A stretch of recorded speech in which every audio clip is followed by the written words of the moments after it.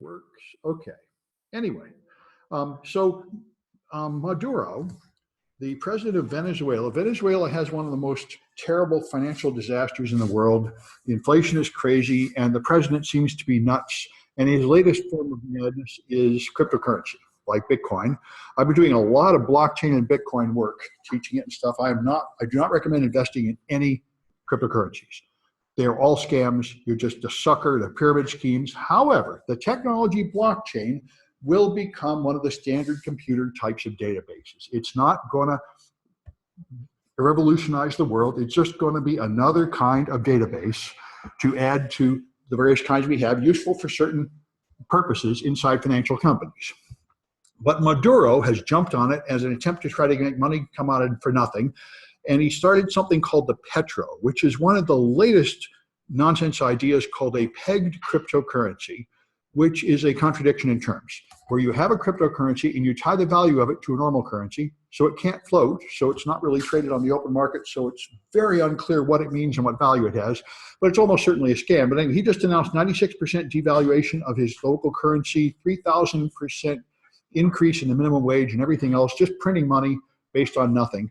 But anyway, it's interesting. He has this crazy scam how cryptocurrencies are suddenly going to solve the ridiculous financial problems of Venezuela, which are apparently horrible. And you can see them. One of the things about blockchains, and some of my other classes, let's see, I'm going to try to get this back up. Yeah, I don't want to do any of this. There's the blockchain. Okay, I'm just trying to make it bigger. There we are. Publicly traded blockchains like Bitcoin, one of the many reasons why they are insane is that there's no privacy at all. That's why it's incredible that people commit crimes using Bitcoins, because everything you do is on a public ledger, permanently stored forever. So everything in the Venezuelan currency is on this public ledger, and here they are. This is the initial coin issuing of 100 million petros. You can see them at this, and you can watch what happens to them as they get given to people and such. It is interesting and sort of nuts.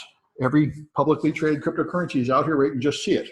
Anyway, so that's the latest financial madness coming out of Venezuela. So this was pretty good. If you have a gateway onto the internet going to the cell phone network, I have one through my phone, and you can buy separate third-party ones.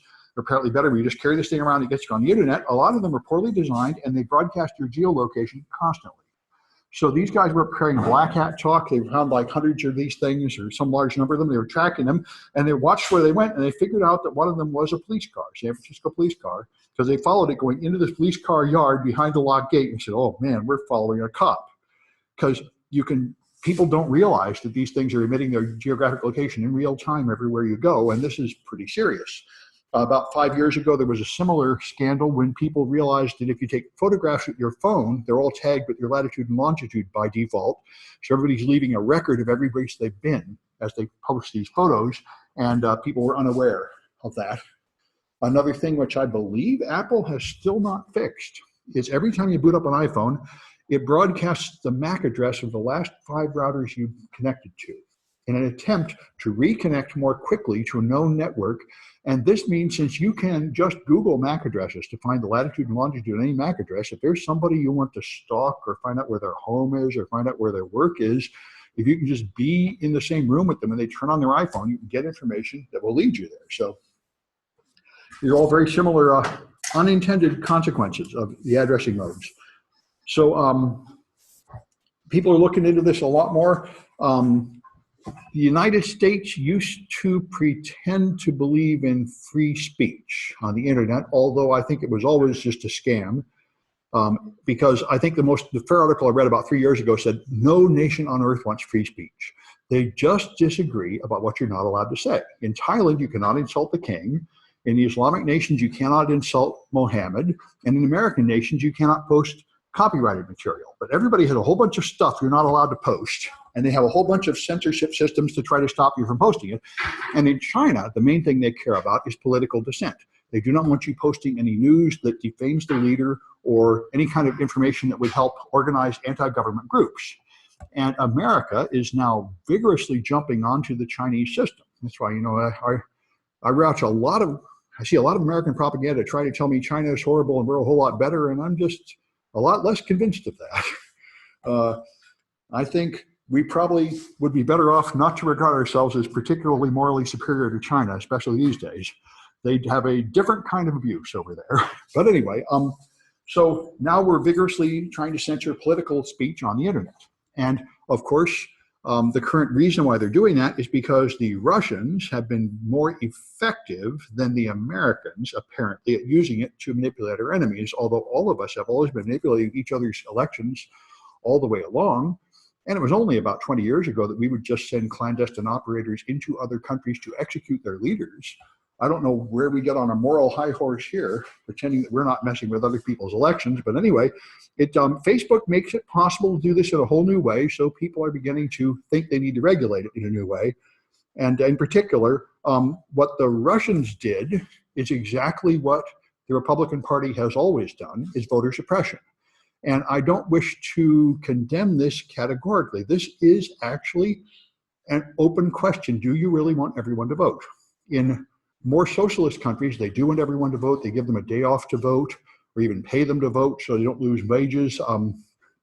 But America never really wanted everyone to vote. Originally, only landowners could vote, then only rich people could vote, then only free people could vote.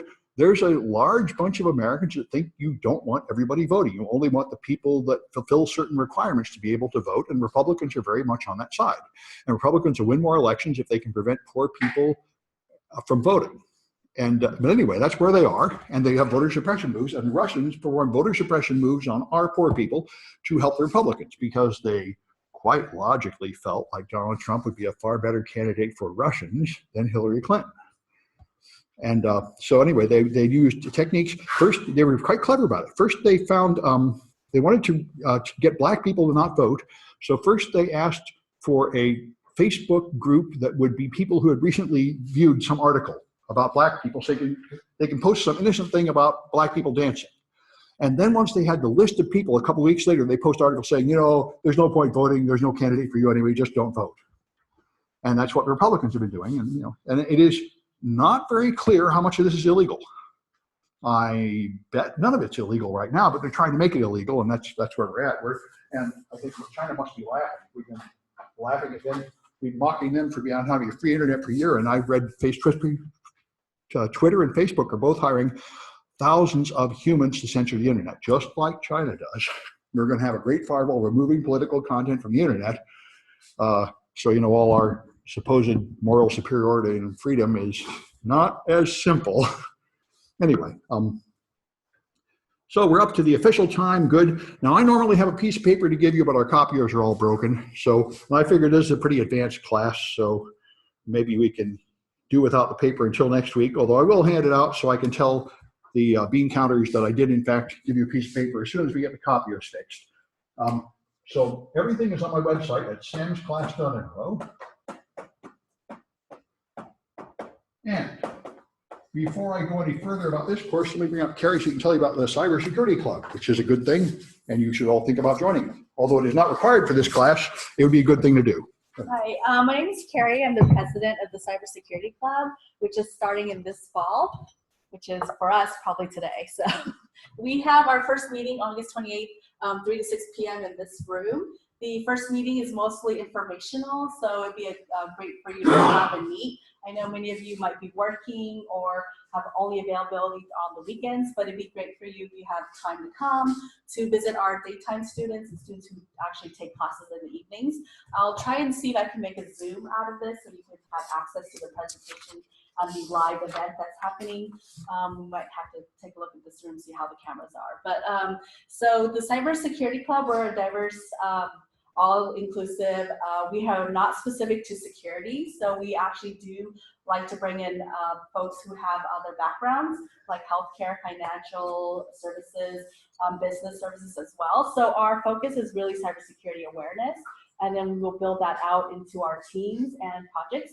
So the class before you was the CNIT 140. They're focusing on IT security practices. So it's more about cyber defense, penetration testing. So they're falling under our club as a competition team. So if you're interested in joining the competitions, you would have to join the club, and then you would be part of our competition team as well. And so we will support and sponsor them through their competitions, registrations, any like practice platforms. One of them what we're developing is called the Facebook CTF.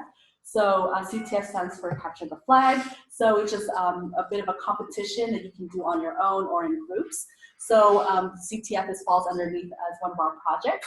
Another team that we have is a server team, and that's a little more about infrastructure, networking, servers, administration, system admin. So if you're interested in networking and IT support in that aspect, you might be interested in our server team. We do have something called developer team. So they run our websites. They would probably do a lot of the marketing part of our operations. So we are looking for students to add to that team as well. If you're interested in coding, you're interested in developing platforms, applications, looking into what you can build as far as security related, we'd be very happy to have you. So again, first meeting is August 28th, 3 to 6 p.m. If you're interested in joining the club, on the very bottom of our landing page, there's a link for prospective members. Please sign up, and I will see you August 28th. Thank you. Thank you. All right, so let me just say a bit about how this class works. If anybody came to add, there's room for everybody. Oh, let me just get a list of who's here. Just put your name on here so I can read it. No, it's not bad. I'm just supposed to keep track of who's in the room. It does not affect your grade, though. I don't grade on attendance, but some of the administrative people around here would like me to be able to say who was in the room. So when I remember, I'll pass around a list. Anyway, although soon it will be almost impossible to tell who's here because a lot of you will not bother coming to class physically. Let me just jump to probably the most interesting thing. The rest of this is pretty ordinary for a class. You've got quizzes and homework and stuff, but if you don't want to attend class, you don't have to. Everything comes in, everything that affects your grade comes in electronically. So you could do it all from home. You could do it from Alaska. You could even do it all at midnight because everything's recorded and there'll be videos on my website. You could watch them later if you want to. I've been doing that for all my classes, and it's turned out to be quite popular because, as you can imagine, half of the students have jobs or live far away, they don't have a good car, or whatever reason, it's too much bother to physically attend. And this day of the internet, it's not enormously important to physically attend, although I certainly get more out of a class when I'm really there. And what happens is about half the class likes to show up, and about half of them do it some other way, and you can do it either way. So here's, we are going to go through a large portion of this book, not every bit of this book. This book is one of the Bibles of this business. It's a relatively old book, and it remains extremely important. This book explains the process of exploit development, which is a specialized part of security, and it used to be very esoteric and only available to the most advanced people, and it's still pretty difficult. I've been told this is the most difficult class I teach. Because the only reason it's difficult, I'm also teaching malware analysis this semester, which is the same information from the other side. There are 3 ways to learn the same material in security. One is to be a Windows developer and write software productively to make it work. So you have to understand how Windows works, and in particular, how the Windows API works. That is one way to learn about Windows. Another way to learn about Windows is malware analysis, where you analyze the viruses and other malware on Windows, which are just programs abusing the Windows API to do what it was not intended to do. And that's just the dark side of development. And this is the third part of it. The exploit development is looking at how programs actually run at the binary level, and in particular, how they use memory at the binary level, so you understand what the correct use of memory is and what memory corruption is. And memory corruption is the basis for almost all exploits. You find some way to trick a program into misunderstanding what it has been told, so it does something like take static data that came in and was supposed to be something like a name or a password and misinterpret it as code and execute it. That's the trick. That's what exploit development is. So if you just have a server and you want to test to see if it has a vulnerability, the simplest way is fuzz testing. You have a network connection, you take normal network traffic and you modify it. You make things longer, you add special characters, you put random bits in the transmission. The early fuzzing was just done by using modems during a lightning storm. Just random bits happened to get dropped, and people noticed that this caused interesting defects in the server receiving that data. And this led to the development of more and more intelligent fuzzers. But the point is, if you just send random broken information to a server, sometimes it will crash. Now, if it does, you have an exploit, but that's a denial of service exploit. All it does is make the server crash. Now, that's important, and you don't want to tolerate that, and you want to patch it, and you want to protect your server from that, but it's not considered as important as a remote control exploit, where someone does not crash your server, but they gain control of your system, and now they can do other things, like put malware on your website and steal the data off it and use it to attack other systems. So exploit development is the process of taking a sloppy exploit, like denial of service, and turning it into a remote control exploit.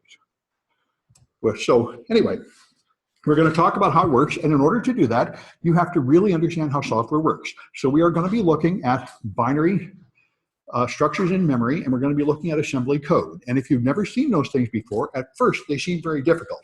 But I recommend not giving up. Now, there is an assembly language course here that'll teach you MIPS, and people tell me it's better if you take that course. It makes this one easier.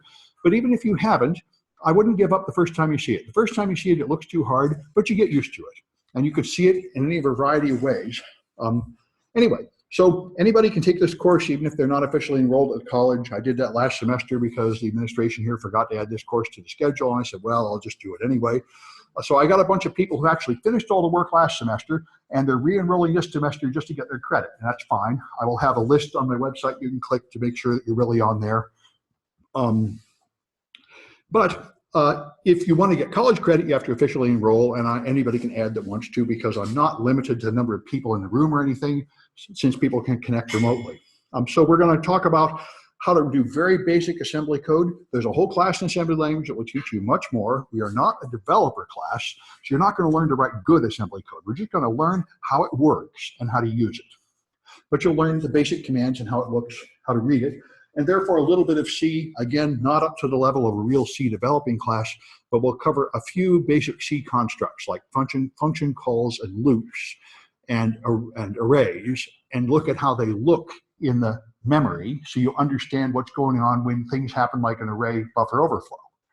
So, all right, and we'll find various kinds of exploits in Linux and Windows. The malware analysis class is entirely based on Windows, but this class is about half Linux and half Windows. The principles are the same, but some of the details are different.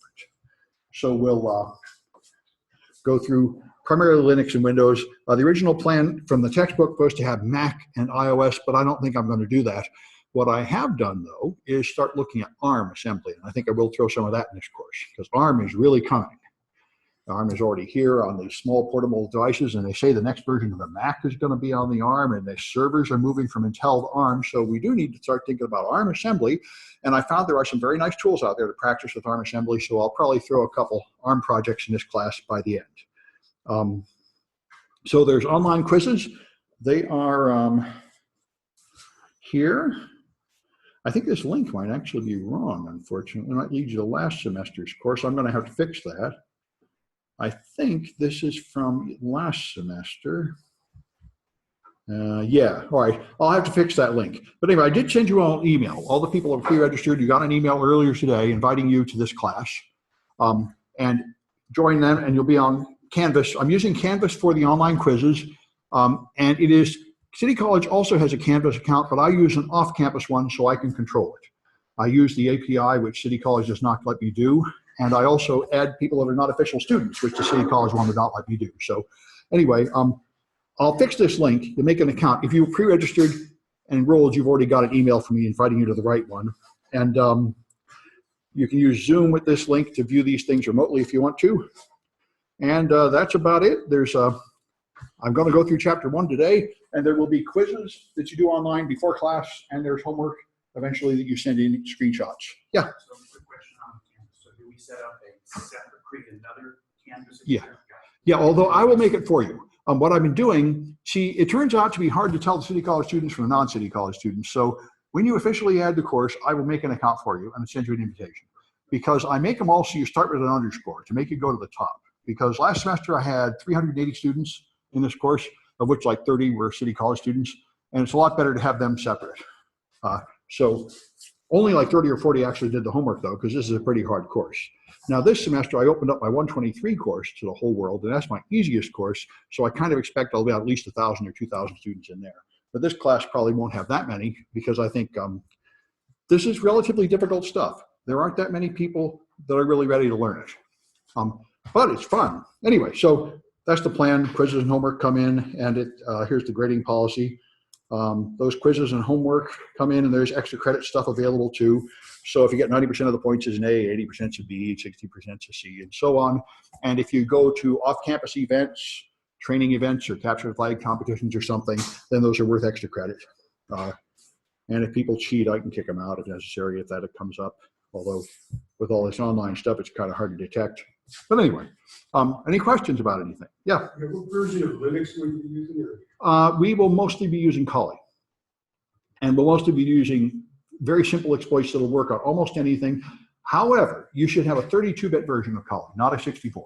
That's real important because Windows supports old programs, but Linux does not. So if you get 64-bit Linux, you'll have to get a 32-bit as well, because most of the time we're writing, and we're focusing primarily on 32-bit exploits.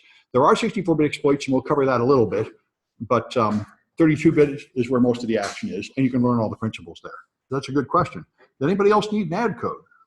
Okay, there's one here. All right. What's your name? Rosa, I will say. Rosa? Good, okay. Yes, even, yes. That's fine. Oh, So okay. it's 0604. Just take that. Good. Yeah, good. Anybody else? All right, we can do more of that later. All right, let me just talk about the first lecture then, which is someplace around here. So I'd like to get that off the screen. All right, so just a moment while I attempt to figure out how to get this out of the way. All right, there we go. I have some slides for this one. All right. This is what your textbook calls before you begin. The man who wrote this book imagines that you already know some assembler. And I imagine that most of you probably don't. How many of you have taken an assembler class? Well, that's more than usual. Maybe about a third of you. So if you have, that's good. The first part should be easy. Other people, if you've never seen assembler before, like I say, at first, it's kind of confusing. So we should talk a bit about this. So here's the basic idea. A vulnerability is some kind of mistake in a system that lets you do something you are not supposed to be able to do, like take an administrative action when you do not have an administrator password, or make a server stop with a command that was not supposed to do that, that sort of thing. And the primary goal of exploit development is remote code execution, where you can execute arbitrary commands that you specify, because that means you can do anything. So exploits are developed techniques that take advantage of the vulnerability and have a desired effect. And the most common thing people do that develop exploits is they find a vulnerability, they figure out, they prove somehow that there is a vulnerability, and then they have some kind of proof of concept code which demonstrates you doing something you shouldn't be able to do. That's what most people like to see to prove that you've really got it. And that's what we're going to do here. We're not making advanced professional penetration testing tools. We're just getting up to the proof of concept stage where you can actually accomplish something with some reasonable degree of reliability. And then that's as far as we got. That's exploit development, going from just a crash to a proof of concept tool that will do something that you shouldn't be able to do. So 0 days are exploits that have not been publicly disclosed on news media or anywhere, so there are no patches for them, and people don't even know about them, so they don't know how to put them in their antivirus tools or their firewalls, and those are, of course, the most valuable. And the people who buy 0 days, there's a thriving market in them. They'll pay you $1 million for a 0 day that'll take over a modern iPhone through the browser, and similar amounts for taking over Windows or any other thing. If you had the latest versions, it's very difficult. Nation states are primarily the people that have them, and what I hear, although I don't believe it has been publicly admitted, is that the NSA is who's really buying all those 0 days. China has tons of them. We have videotapes of the student. If you take a class like this in China, they will teach you right here how to hack American companies and steal their stuff, and you'll be doing it in class for homework because they don't consider it wrong over there. In the Chinese system, it is not considered moral that we have private people inventing something important and hoarding it secret for money. They think it should be available to the world, and it was their official China improvement policy to steal our intellectual property to move forward, and they're doing it. Now they're getting some pushback from us on this copyright infringement issue, but it's not enough to really slow them down much. But they have very smart people developing 0 days like crazy. Anyway, those are the most valuable exploits. You're not going to learn to write those in this class. We're not going to get to that level where you're going to find brand new holes in Windows. We're going to take old, known vulnerable software and understand how to exploit it. This is the first step in exploit development. So I mentioned already, fuzzers are things that send damaged data to a server, and just keep sending thousands and millions of damaged packets until in the hopes that one of them will have an unexpected result. And then you found a vulnerability, and now you can try to analyze it and see if you can make it into a remote control exploit. Most vulnerabilities cannot be exploited, which means they can do one surprising thing to the server, but there is no way to increase your leverage and do more. I should mention my most successful student in this class, the first time I taught it, Tom came here. Tom Horvath had worked at Google in development, and he found out there's an exploit development class. I got to check it out. He was really hot. And after about a year of study, he developed a new iPhone jailbreak. And he told me amazing stuff he did on a relatively old version of the iPhone. He figured out all of these encryptions that are protecting the iPhone. The iPhone is by far the most secure computing platform of all. It is really well protected. And he managed to find a way to write a single byte that had to be 0 into memory. And I said, well, what can you do with that? And he totally took over the phone with that. And this reminds me of the Monty Python. They had a sketch where they say, attack me with this banana. Be as vicious as you like. I mean, how much harm could you do with that? It's just a question of how clever you are. If you're clever enough, even a very weak exploit can give you the whole keys to the kingdom. But anyway, all right, so we're going to talk about 32-bit processors. Most PCs are now running 64-bit code, and a lot of portable devices are. They're 64-bit hardware, but they're often running 32-bit code. Anyway, so memory management is the main point. And the fundamental problem with computers is that they do not know what they're doing. They're just obeying instructions, but all they have is bits. So they got these groups of 8 bits called bytes, and they don't know if they're looking at an image or text or executable instructions or encrypted stuff. It all looks the same. The computer has no way to tell what it means. So you can trick it into misunderstanding something and making an enormous error in how it operates. And that's basically how all these exploits work. So when you launch a program, you double-click something like Microsoft Word on your desktop, and it launches. It assigns some part of your memory to be used by that process, and that's the program's address space. And all programs run in a virtual address space. All Windows programs believe that they're starting at 400,000 hex. For some unknown reason, that's how they chose it. They're in a sort of virtual memory space like a virtual machine. They all think they're running at the same memory, and normally they have no access to anybody else's memory. They're only supposed to have their own little sandbox to play in, except for certain special API calls to move data from one area to another. And that's what's supposed to happen. Now there are memory segments, and segments in a Windows file, portable executable file. Text is the instructions. It is not readable text. It is the assembly language instructions that tell the computer what to do.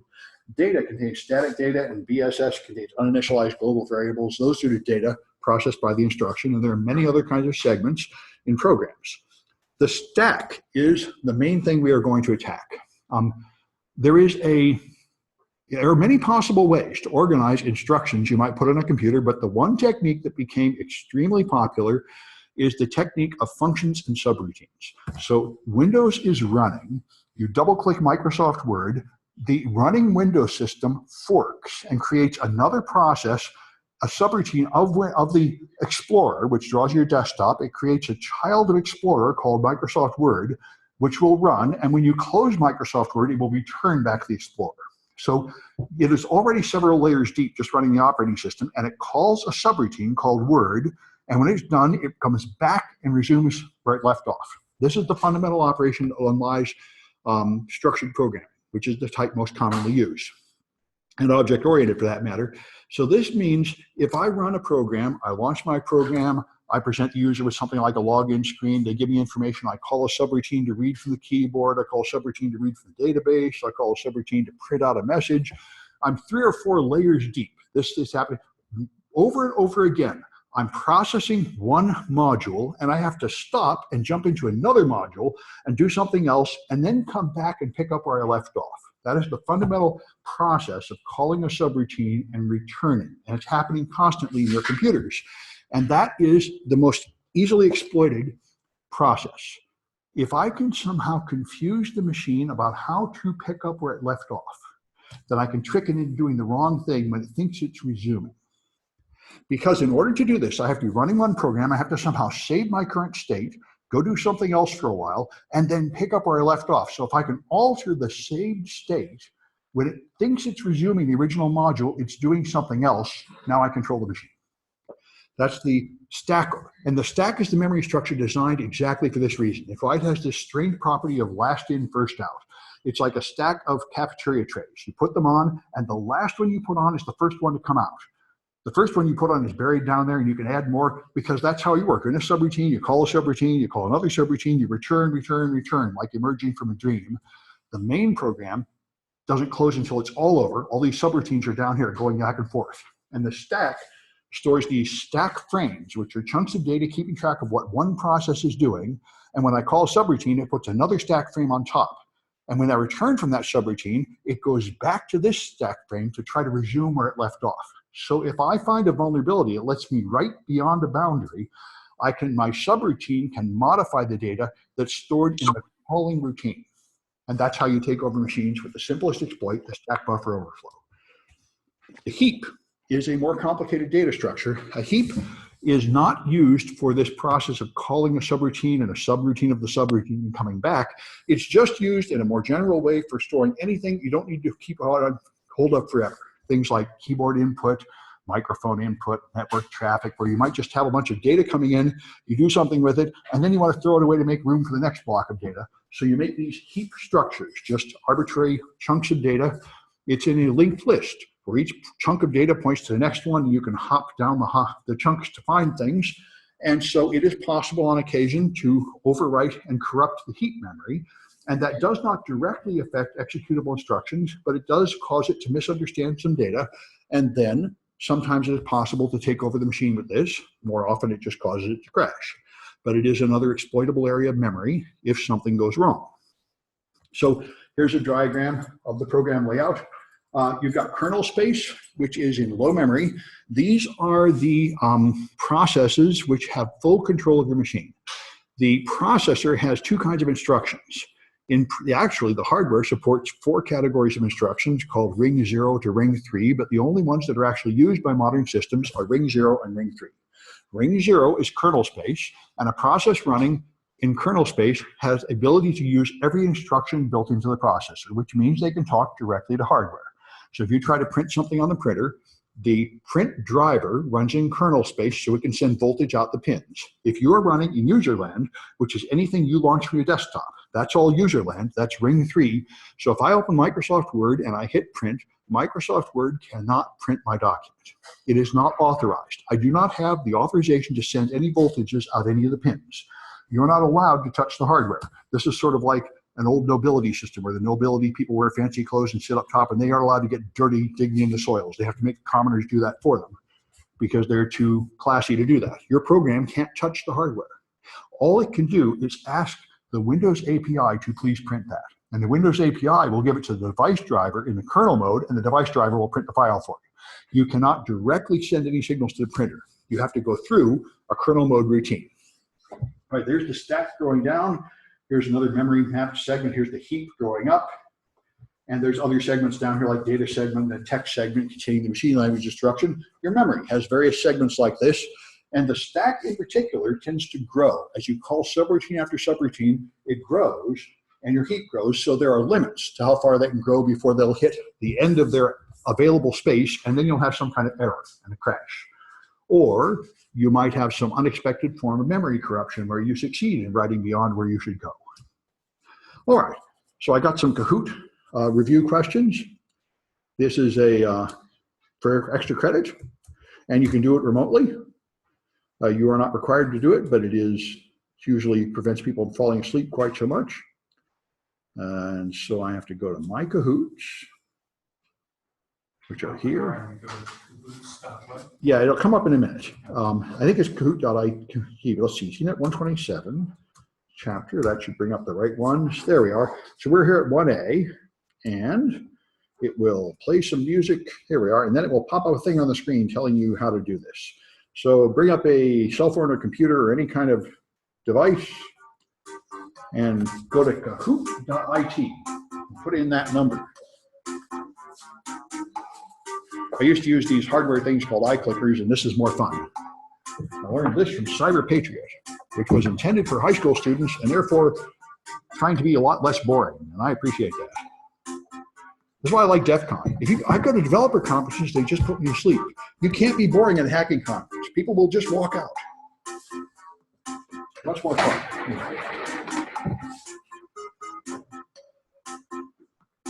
Good, there come some people. Good. So this is optional, but it's worth extra credit if you get the most right. Paper to keep track of.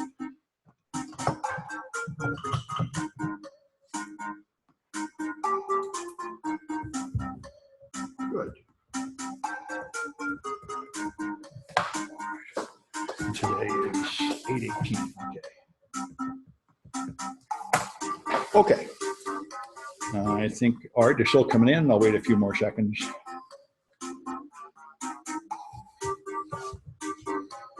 If you use a fake name and you win, make sure you tell me your real name before you leave, or I won't be able to give you your points. Anyway. Like Blood Mage. If this person wins, I won't know who to give the points to. I'll wait a few more seconds. All right, 10 more seconds.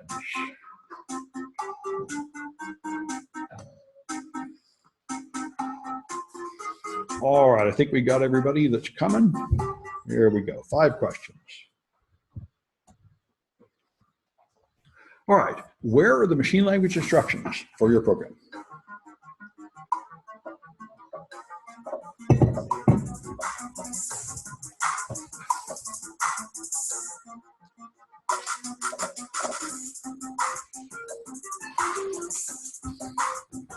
Trying to get out of the way. Okay, they're in the text section. Sounds like it would be readable text, but it isn't. There is probably some historical reason for that. One general rule for all Microsoft names is they always are named the opposite of what they are. And the text section is one of many, many examples of that. All right. Which section of memory is last in, first out?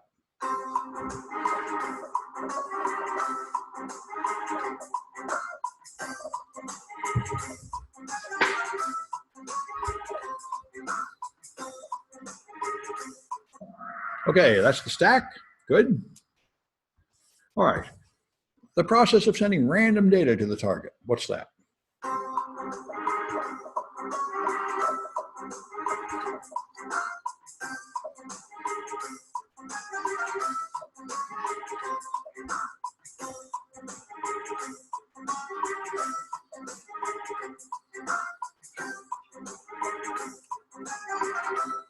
Okay, that's fuzzing. By the way, you notice it grades you not only on whether you're right, but on how fast you are. That's why there's like 1,000 points for each question. So anyway, all right. Which section of memory is read-only?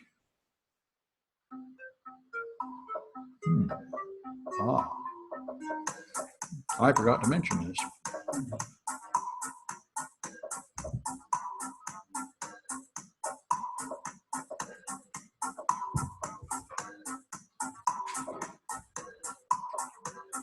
Well, maybe it was there. Okay. Yeah. All right. This is actually quite important, and we're going to come back to it quite a lot later. When I was a beginning programmer in assembly language back in the 80s or the 70s, probably the 70s, I had very primitive 8-bit processors, and I wrote self-modifying code because I didn't know any better. There were only 160 instructions on the 6502 processor, and the 190 often didn't exist. So I'd write an instruction like move data to a fixed address, and then I would fill in the address programmatically. This is called self-modifying code, and a lot of malware does it. It is considered horrible to do this because you can't even print out the code and read it. It changes when it runs. So to prevent a whole series of exploits, the modern Windows have a defense called write or W or X. Every section of memory is supposed to be writable or executable. And if it's executable, you can't write to it to prevent you from writing this horrible self-modifying code, which is very hard to keep under control. And that's what this is referring to. I think it must have been in the slides, but I must have failed to see it. Anyway, I mentioned it now. That's part of these things. By the way, these are extra credit partly because they're so unfair. Often things like this will happen, like it brings up a topic that wasn't in the slides, and you could be looking at the guy next to you or looking it up on Google or, watching last semester's videos to see the question. There's a bunch of ways. So that's why this is all extra credit. Your real quizzes are done online and are hopefully more fair than this. But anyway, all right. An attack with no known defense.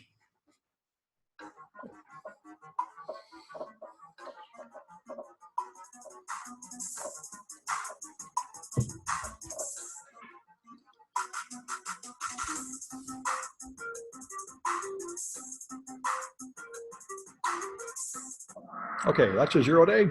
You rate them by how many days since the patch came out. So 30 days, the patch has been out for 30 days. Most enterprises are 120 days or more behind in their patches because patches break everything and you have to go through a lot of extensive testing before you can deploy them.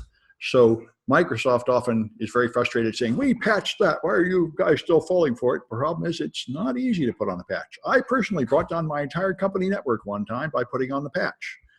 They are not as safe as you think, especially this year. Windows patches have been horrible. Ever since Spectre and Meltdown came out, Microsoft has been patching the kernel, and Windows has become incredibly unstable. I was teaching a class in Illinois over the summer, and my students were just using Python 2.7 on Windows, and 2 out of 11 students on Windows were getting the blue screen of death just from opening sockets in Python. Microsoft's patches have been so bad that Woody Leonard, I think one of the more respected Windows authorities, has said, if you're running Windows Server, you should remove all the patches back to November of last year because they all do more harm than good. Anyway, normally Windows patches are better than this, but they're always pretty dangerous. So you cannot just put patches on a server. You have to test them first and make sure they don't break whatever you need. Yeah? Is it because it's modifying itself on No, the patch? patches are just modifying a few routines and changing things, but it always has unexpected consequences on other parts of Windows and especially on third-party software and device drivers. So just because it passes whatever Microsoft's testing is, doesn't mean it will really work on your system. And it is a high chance, like maybe 10%, and this year it seems more like 30%, that when you put on a patch, something important will break. And so you learn, as a beginner, like I was, you first hear about security, you got to put on the patches, you rush on the patches, you say, there, that's a good thing. I did this, I put on the patches, everything was fine. I went home, when they turned it down and turned it on again, it was all dead. The whole company was dead, and I was gone. This is not a good career move. You don't want to be the guy that did that. All they said is, I don't know, when I left, Sam was doing something with the machines, now nothing works. You don't want to be that guy. Anyway, all right, so here we are. Tip is the winner. All 3 of these people are my winners, Tip and Kaz and Peter D. Okay, so there'll be more of those coming up. Let's see, this class started at 1. We're at 45 minutes. Let's take like a 10-minute break and pick up at 1:55 so people can handle questions and stuff. Then we'll do a little more of this chapter today. I want to do a demonstration of the first homework also. So I'll give you 10 minutes. I'm going to pause the recording. Now I supposedly know how to do this. Pause recording. There we go. Okay. And let's pick up the slides here. Okay. So let's talk a bit about assembly. There are different versions of assembly language for each processor. Now the processors actually use machine code, which is binary codes. All they know is numbers. The assembly language itself is a mnemonic to make it easier for humans to read. And it's not very easy to read, but it's easier than just having binary code. So 32-bit x86 Intel assembly code, 386, 486, 586, that is the most common source of software. That's Windows software from 32-bit platform. That's what most malware is written in, and that's mostly what we're going to focus on because 32-bit malware will run on 32 or 64-bit systems. There are few people who started writing 64-bit malware, but it's not that common yet. It's not usually the most efficient thing for a criminal to do. But 64 is one thing that we're moving to. And of course, as I said, we're now moving to ARM. Spark is pretty much over. PowerPC is over. MIPS, I don't know who uses it, but that is in fact the assembly you'll learn here. If you take the assembly class, for some reason they teach you MIPS. Really, they're all pretty similar. So it's not a waste of your time that you're not learning x86. Once you learn one assembler, the others are pretty much the same. But I say ARM is probably the future, and that's why I say I really want to add some ARM to this class. And it looks like now the tools are available to make that pretty easy. Anyway, so that's the game. So the instruction has a mnemonic followed by operands. So if you do move ECX 0x42, this move is the mnemonic. Then these are operands, ECX and 0x42. Now the most common type of assembly, which we're going to use primarily, because it's what Windows developers use, is where you put the destination first, followed by the source. So this means move 42 into ECX. ECX is a register. Remember, this could be a memory location in RAM, but this is an ECX is in fact a register stored directly on the processor. There's a small number of such locations used because they're faster than RAM. By the way, I often get confused about what kind of assembly I'm looking at, so I look for something like an immediate number like this. You cannot put anything into 42. you could put it into location 42, but then it would have brackets around it. So if you find an immediate constant, like that has to be the source, not the destination. Anyway, that's the game here. 42, by the way, is a 32-bit number. So you could put 42 in 1 byte, but it will be 32 bits big because this is one very irritating thing about assembly language and memory management. Computers, bytes are very old. Computers index memory in bytes, which are 8 bits at a time. And at one time, we used 8-bit processors when I started in the 70s, and it made sense. But then we moved to 16-bit and 32 and 64-bit processors, but we continued to use the bytes didn't get bigger. So there are 2 units of memory commonly used. There's a byte, which is 4 bits, and there's a word, which is whatever the natural size of your processor is. So for 32-bit processors, a word is 4 bytes. So when you move something like 42, it actually moves 00000042, 4 bytes, padding it with zeros. The other thing that is very annoying is that it's backwards. You might notice this is not the way you would normally write it. It's called Little Endian, which is really strange. Within each byte, the most important bit is on the left. But between the bytes, the most important byte is on the right. So the most significant byte is at the left of the 4th byte. Then it goes down 7, then here, then here, then here. It's pretty screwy, but that's the way it is. That's called Little Endian, and that's what Intel processors do, is Little Endian math. So we're going to do a whole lot of reading an address and then turning it backwards to use it. So that's Big Endian, which is the most logical thing where the most significant byte is first. This would be very logical. This is just base 2, where each bit to the left means twice as much as the one before it. But Little Endian is what we have, where you move the 4 bytes, but you do not rearrange the bits inside the byte. So this no longer has any actual logical pattern of the meaning of the bits. Anyway, you get used to it. IP addresses do not get reversed. So they get stored in RAM in Little Endian, but they get sent over the network Big End first. This is really important. You may remember from your Net Plus, you have class A, B, and C, and the low numbers are A, and the next ones are B. That is by design. It means that if you are on an original network running at something like 1 megabit per second, which is what this was all designed for, you can look at the first bit of the address and tell what class it's in. You do not have to wait for the other bits. So the most significant bit has to go first. It was designed that way to make switching and routing faster.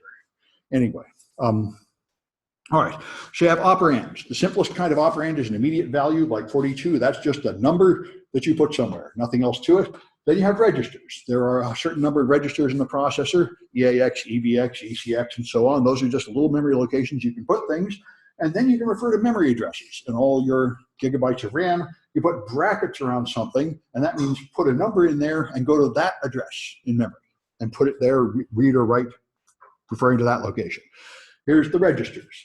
In the early days when I started in the 70s, there was one register called A for the accumulator, and that dates all the way from mechanical adding machines before electronic computers, like cash registers, chunk, chunk, chunk, chunk, chunk, chunk, chunk, chunk, to add up the total amount that you have to pay. That was the accumulator, and computers started with just the accumulator, which was called A. Then they expanded to have A, B, C, and D as they got bigger, and then when they went from 8 bits to 16 bits, they had the extended A, and the 32-bit is the extended A extended. 64-bit finally breaks it and just switched to a different thing called RAX, but anyway. All right, so here's the A, B, C, and D general purpose registers. The base pointer and the stack pointer are super important to us. The base pointer points to the bottom of the current stack frame, and the stack pointer points to the top of the current stack frame. And the space between those are used for the temporary variables used by this process. And whenever I call a subroutine, I have to change these parameters to point to another region of memory, which is the new stack frame. And whenever I return from a subroutine, I have to put them back where they used to be to resume where we left off. And here's a counter extended stack index that you can use to count for loops. The E flags keeps track of single bit things which have information like whether the last calculation resulted in 0 or not, or a positive or negative number. And the extended instruction pointer is our primary target when taking over boxes. That is the address of the next instruction to execute. So normally you just go, do this instruction, do that instruction, do that instruction, but sometimes you hit a branch where you jump somewhere else. And sometimes you hit a call where you call a subroutine and you jump somewhere else and do a bunch of things down there. And if you can control the EIP, then you can control the box, because you can cause it to go execute instructions of your choice instead of the instructions the developer wanted to execute. So the most easy kind of exploit to make is the one that takes over the EIP. If you have control of the EIP, it is very easy to gain full control of the box. If you have control of something else like EAX or EBX, it is not so simple to turn that into control of the box. Although you can usually do it, but it's harder. Oops, looks like I jarred a cable here. Hopefully it will come back. I moved it to try to avoid blocking the Kahoots, and I fouled up my projection system. Let's see if I can trick it into projecting again. Did it come loose over there? That would do it. It's just hanging over the side over there. Yeah, it is. Why, thank you. Good. All right. I appreciate it. All right. So, I see it's just what I said, general registers. There's segment registers like ES, BF. Keep track of what segment you're in, not used that much. And the instruction pointer is the one I mentioned, our main target. They're 32 bits in size. You can actually refer to them for legacy code at only 8 bits or 16 bits at a time, but you almost never do that. It's occasionally useful in shell code to avoid having zeros in your code, which we'll get to. But there are ways to refer to parts of a register if you need to. And that's how it looks. The normal register is 32 bits wide, but AX refers to the lower 16 bits, and A high and A low refer to the individual 8-bit bytes inside there. So you could process less than 32 bits at a time if you wanted to, but normally there's no reason to do that. All right, so general registers, A, B, C, and D, can be used for anything. They're not reserved for any specific reason. There are some conventions. For example, if you call a function, you know C programming, you call something like printf, it actually returns a value. The value is 0 if nothing went wrong, and 1 if something went wrong. That's the general convention, and that value comes back in EAX by convention. So the proper way to program, sloppy people program by calling something like printf. More professional programmers do if printf, then go on, otherwise print an error message to catch the errors, and they're looking at EAX by convention. We talked about the flags a bit. These have single bits that tell you the status of the system. Things like 0 or sign or carry flag to tell you if a previous operation caused certain conditions to be true. There's the instruction pointer, like I said, which determines what instruction you're going to execute. So if you can change that, you can take over the box largely. And we got a few more Kahoots. So it looks like these are Kahoots. We're done with that game, and it's time for the next game, which would be 127, Chapter 1B, which is here. Okay. So it will tell you the magic number soon. There you go. So go to kahoot.it and put in that number.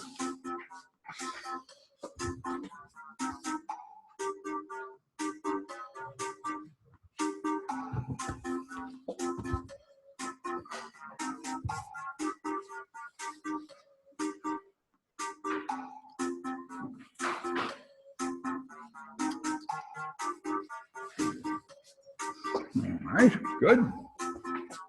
I recognize this name. Did a CTF together a couple of weeks ago, Security and me. Did pretty well too. 3rd place or something, I think, yeah.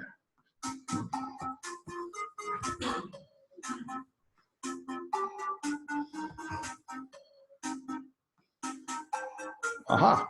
Okay, here comes a chat message. Don't see Kahoots. You don't see them. Really? Even right now?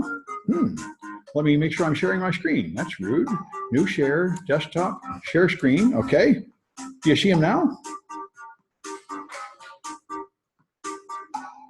Okay, good. Let me know if that happens. I guess you could not see the slides either then, right?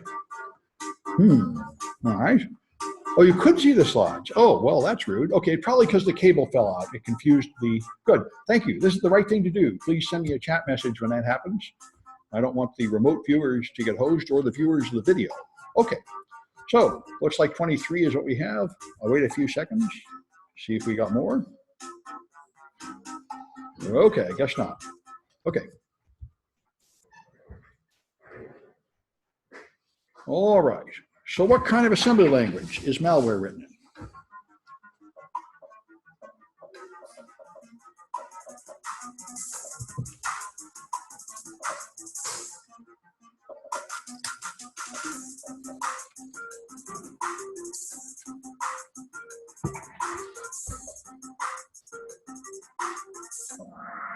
All right, and it's mostly x86 at the moment, although in the future it might be ARM. But right now, x86 is the most common target.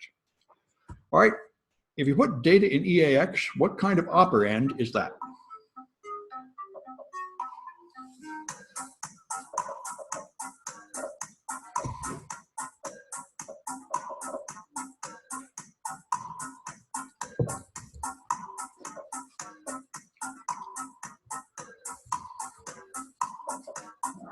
All right, that's a register, a little place to store a word of data on the processor itself. All right, if you put data in bracket EAX, what's that?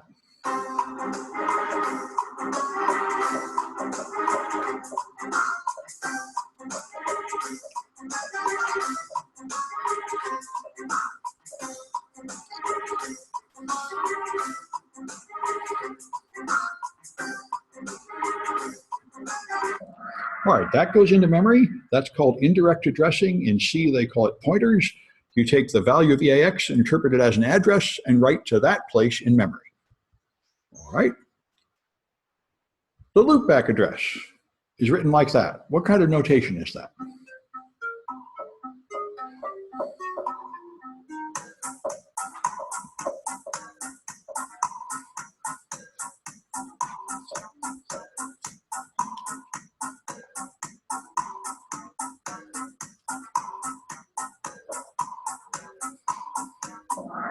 All right, in hexadecimal, this is 127,001, and that is big Endian, with the logical way with the big number first. All right, move and an XOR, what are they?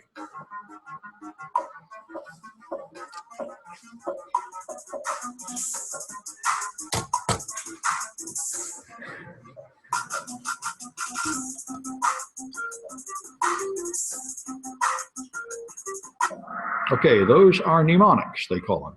The mnemonic is like the verb, and the operand is the thing it operates on. All right, so blood mage. Peter D is twice, and Kaz is twice. Good. All right, so I got a few more of these, and then I'll just talk about the first project. I got to find the right buttons to press here. Yak, those are the wrong buttons. Let's see. Right. Well, play perhaps. There we are. All right. So here's some simple instructions. Move. You move into the destination from the source. You can move a number into a register or register into a memory address or so on. There was a fun article that came out about 2 years ago that proved that move is NP complete. You can compile a program into nothing but move instructions. You can even make a branch out of a move by doing something illegal, triggering an exception, and having it jump to the exception handler. So you can actually compile code so everything is moves, and if you do that, nobody can read it. It's a good way to obscure your code, but it's not very common yet. But if I wanted to write some malware and really mess people up, I'd probably do that. That would be pretty awesome. Anyway, so I mentioned there's two formats. In AT&T, is the one where you would subtract long 48 from ESP. This is the one that would seem more logical. You move the first number into the second location, but most of the time you see Intel, where the destination comes first and then the source. Linux tends to use this one, and Microsoft the other one. It's very annoying. So be careful. Technically, the AT&T one is supposed to have this letter at the end that tells you whether it's moving a long word or a byte or something, and it's supposed to be in lowercase, and that's supposed to be in uppercase, but you can't trust any of that to really be consistent. All right. It's supposed to have the percent sign also. Yes, that's right. Yeah. So if you get good at it, you can spot it by these subtle clues. Like I say, I just look for an immediate value. Then I know that has to be the source, because you can't write to 10. You could write to location 10, but you can't write anything to 10. So that's one clue to tell you which one they're using. Brackets mean take whatever's inside the bracket and interpret it as an address and refer to that location in memory. That's indirect addressing. So move EAX, EBX, we'll put EBX, the contents of EBX into EAX. This will put 42 into EAX. This will take that memory location, 4037C4, whatever's in there, it'll put it in EAX. This will take EBX, interpret it as an address, fetch the contents of that address, and put it in EAX. This is something you see a lot. If you want to copy a whole block of data, like a whole image from one location to another, then you often see this. Use EBX as the start of it. Then you have ESI to count, and you go by 4 because the memory is addressed by bytes, but it's operated upon 4 bytes at a time. So you're jumping ahead by 4 at a time. You copy the first 4 bytes somewhere, then you copy the next 4 bytes somewhere, the next 4 bytes somewhere by adding 1 to ESI. Yeah. So you're talking about the value in ESI. Right. Right. So ESI can go up by 1, and this will count through the words and move 4 bytes at a time from one location to another. And that's very common when you have a block of data that has to go from one place to another. You can load effective address. This is a way to do it, where it will calculate this address, and instead of fetching data from that address, it will just put the address here. Now, this might seem stupid. The reason it's here is because often the command you actually want does not exist. You might think you could just move EAX EBX plus 8. That sounds good, but that instruction doesn't exist. So you have to use this weird thing to get there. This is why when I started, I just made self-modifying code all the time, because frequently the instruction you want doesn't exist. And what you ought to do is combine 2 or 3 instructions to add up to it, but I thought it was pretty clever to just modify the code. It worked. It's just sort of horrible if you think about other people maintaining your code or understanding it, but that was not my concern. Anyway, all right. So here, just an example of indirect memory. If EBX contains this, then bracket EBX will refer to the memory up there. All right. You can subtract, add, increment or decrement, multiply or divide. Multiply and divide are new. When I started, neither of those was there. You'd have to make your own multiplication with loops, and division was madness. The only division we could do was shift to the right to divide by 2. But now there's actually floating point division available in the processor if you want it. And people need it for things like 3D rotation in games. Then there's NOP. Just like 0 at first seems like a stupid idea, NOP would seem like a stupid idea, the instruction that does nothing. This turns out to be really important and useful to us. It does nothing except consume a clock cycle and go to the next address. The original legitimate use of NOP was there are instructions that have to start on a word. They can't start partway through a word, so sometimes you have to pad a few bytes. And then you put NOP in there to jump to, and it turns out to be quite useful for us because when you're making an attack, you inject, say, 100 bytes of attack code you're trying to execute, and you think you know where it is, but you've made some approximations, so it's not exactly where you think it is. So what you do is you put a NOP sled before it, like 1,000 bytes of NOP. So my real exploit is now 1,100 bytes long, and now when I try to guess where it is, if I get even close, it will hit the NOP sled and do NOP, NOP, NOP, NOP, NOP, NOP, NOP, and then run my attack, which you call the egg. So a NOP sled is just a bunch of NOPs, and it turns out to make exploits much more efficient, much more likely to succeed because it gives you some wiggle room in case something is not exactly identical between the target system and the system you develop the exploit on. So I mentioned the stack, last in, first out. This is where local variables used by one routine are stored. And so the ESP is the top of the current stack frame, and the EBP is the bottom of the current stack frame. When you push, it adds data to the top of the stack and makes the stack bigger. When you pop, it takes data off the top of the stack and makes the stack smaller. You can call a function, and if you do, that will create a new stack frame. The process of calling it will have the call itself will have some effects, and when you enter the function, there will be a prologue which creates a new stack frame so that function can have local variables stored in a different location, and when you leave or return, then it will have a process of popping all that stuff off the stack and restoring the stack pointers back to the original value so the original routine can continue where it left off. So that's function calls. The prologue prepares the stack and registers for the function's use, and the epilogue at the end of the function restores them back to their previously stored values so the original routine can pick up where it left off.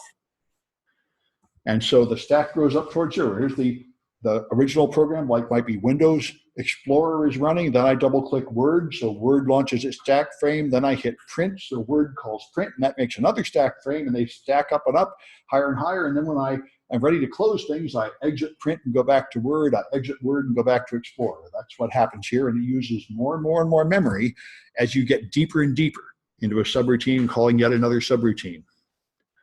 Each stack frame has a whole bunch of data in it. It has all the local variables, might be arrays or strings or whatever you've got in here, and then it has the old extended base pointer stored here for use when I return. So, of course, that's the point. These stored values from the calling routine are also in the stack, and if something goes wrong, I can change them and cause it to misunderstand the instructions when it comes back home, and that's how you take over the machine. Test compares two things to see if they're equal, and so you do compare EAX to EBX, and now if the result is 0, that means they were equal. So now you do a jump 0 or a jump not 0, and now you've got an if. If those two things are equal, one thing will happen. If they're not equal, some other thing will happen. So you got jump 0, jump not 0, you got jump greater than equal, jump greater, jump less than or equal, and all the various combinations are available. Every C program starts with a method called main. C is compiled into assembler. Assembler is what really runs. To be fair, binary machine code is all that really runs. Assembler is just a mnemonic to make it easier for humans to look at the assembly code, like hexadecimal is the mnemonic to make it easier to look at binary. But the machine is always running binary machine code. C is the most common language to write in because it's a higher level, but the C has to be compiled into assembly code, and the assembly code has to be loaded into object code to run. So if I copy foo to bar, this is a Unix command to copy one file to another. And if this is written in C like all Unix commands are, and it comes in with these values. argc is the number of arguments on the command line, which is 3, 1, 2, 3. The first one is CP, the next one is foo, the next one is bar. That's how it uses them. And those things are loaded in memory. So if you write code in C, you learn to spot it in assembly, and this is how you actually learn to read assembly. You recognize common things. So here, for example, you have an integer, and then you add one to the integer. So in assembler, you define a number this way. This will have a 32-bit word with 0 in it, and then I'm going to move it into EAX, increment EAX, and move it back into a number. Now, it would be a lot nicer if I could just increment number, but you can't. That instruction does not exist. You can't increment a location in RAM. So instead, you have to do this. Put it in a register, increment the register, and put it back. That's the way it looks. Here you have another one. I have a number. If number less than 0, do something. So I define a number. Now, again, the same thing is true. I can't do if contents of memory is less than 0. It's not an assembly language instruction. Instead, I have to move it into EAX, then OR it with itself. And if it was 0, that will be 0. And if it's not 0, that won't be 0. So that then jump greater than or equal will go someplace. And if I don't jump, I'll execute these instructions where the dots are, and that's how you make an if. Here's an array. I make an array of 4. I set the second value to 9. So here's how I make an array with 4 elements, all starting at 0. Then I put 2 in EBX. Then I move into array location EBX 9. Again, it takes 2 string language instructions to do what's one instruction in the higher language. And here's a triangle that calculates the area of a triangle. So it's going to have an array, which is various numbers, and then it's going to take width times height and return the area. And the array doesn't do any purpose here. It's just to show you how it works. But here's the only thing I thought was interesting here. Here's integer multiplication. You can do integer multiplication of a couple of values. It's in the processor of modern processors. There are also floating point math, but in this case, it's integer math we're doing. All right, and I got a few Kahoots, and that's it for the lecture today. I just want to demonstrate the first project so you can be doing some homework, because the real fun, of course, is doing stuff. So,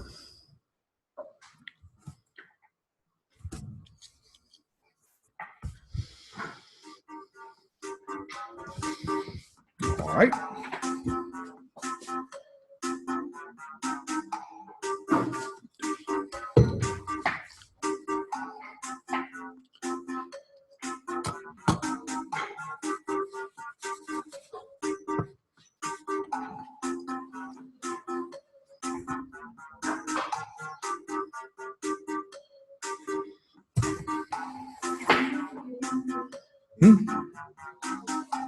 Question out there? Maybe not. Okay. If anything is wrong, let me know. Don't suffer in silence.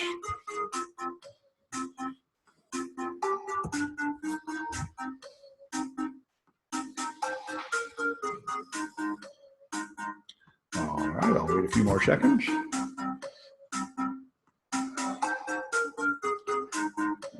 23, I think that's all we're going to get. Looks like it is. Oh, okay. I'll wait a few more seconds. All right. So,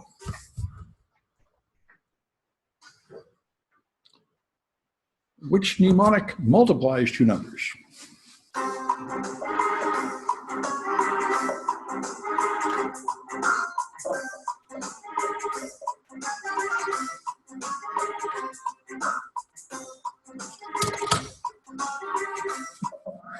All right. IMUL, of course, integer multiply. Which one will shrink the stack?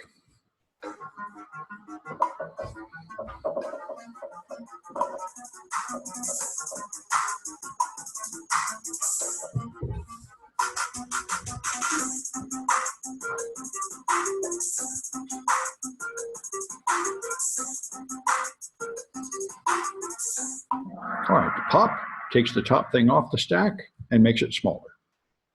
All right, which term describes the instructions at the start of a function?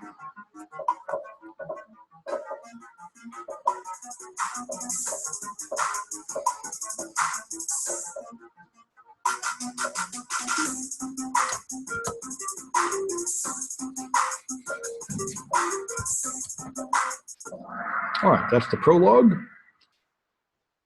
And which mnemonic serves a special purpose for buffer overflows?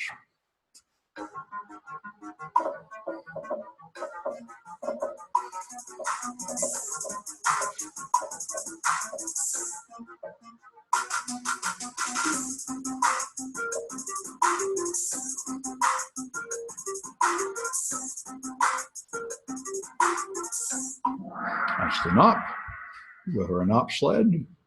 All right, and what mnemonic compares two numbers?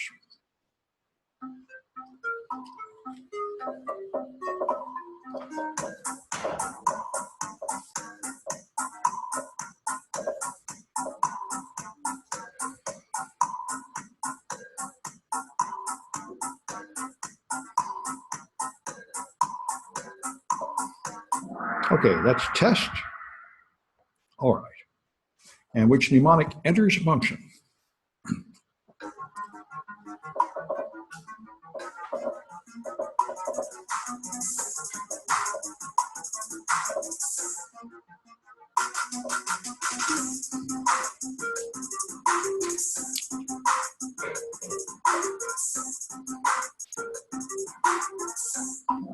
All right, that's call. Good.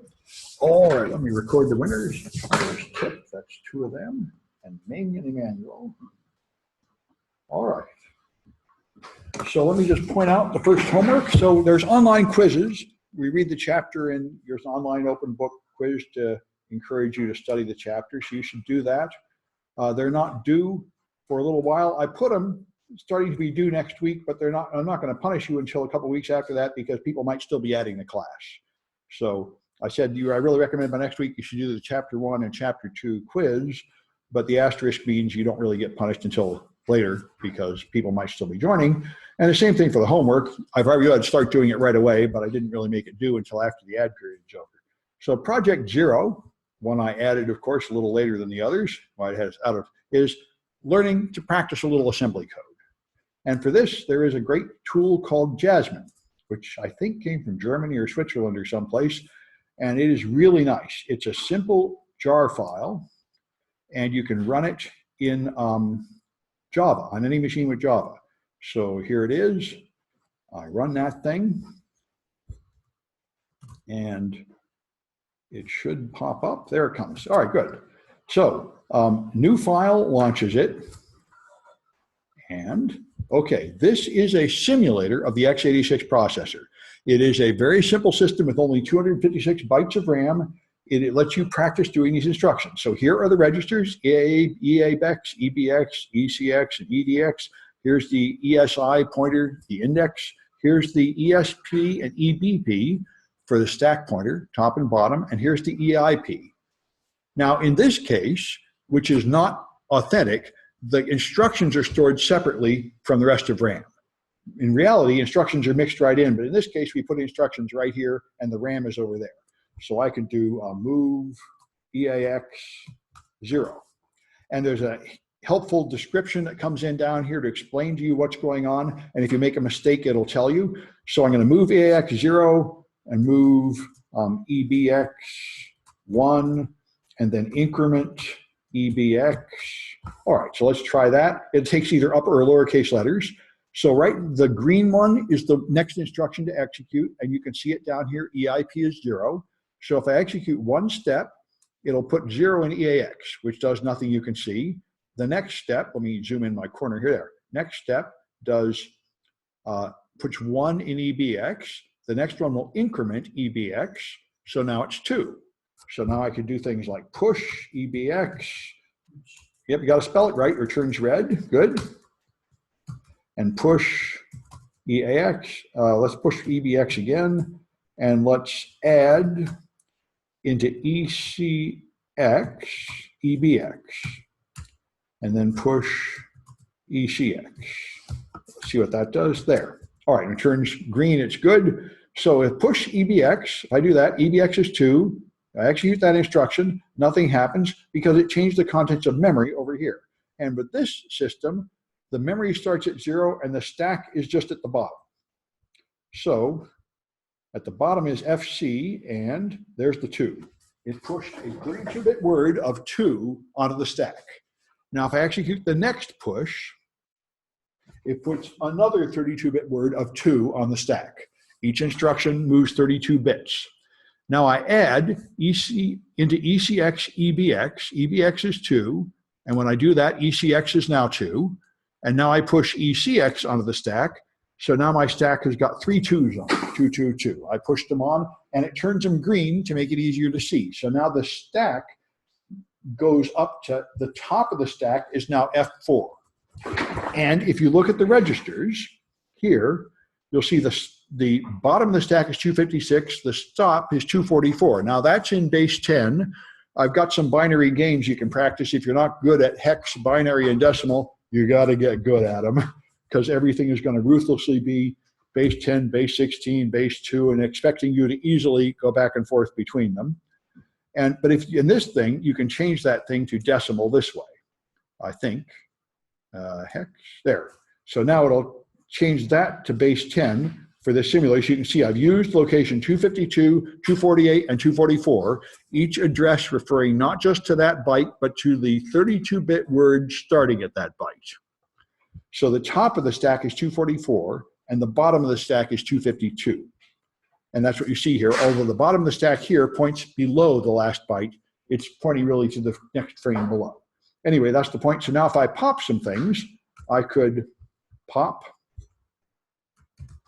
let's into EDX, and pop into ESI. There.